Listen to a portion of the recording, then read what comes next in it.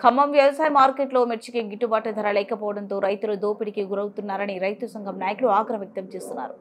గత సంవత్సరం ఇదే సీజన్లో క్వింటాకు 23,000 ధర పలికిన మిర్చి ఈ సంవత్సరం 13,000, 14,000కు మిర్చి ధర పతనమైందన్నారు. రైతులు 2 లక్షలకు పైన మిర్చి పంట పైన పెట్టుబడి పెడుతున్నా గిట్టుబాటు ధర పలకకపోవడంతో ఆవేదన చెందుతున్నారు.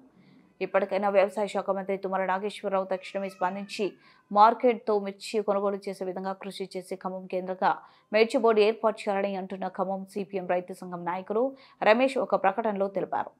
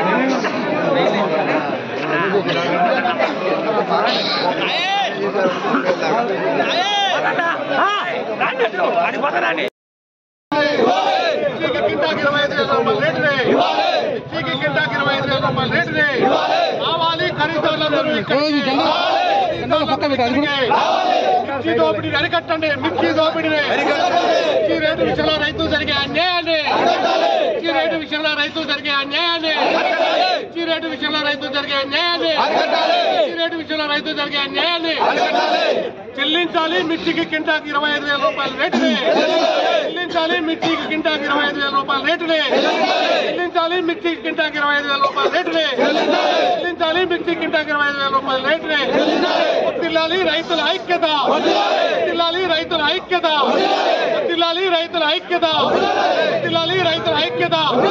చెల్లించాలి. మిర్చికి కింటాకు 25,000 రూపాయల రేటుని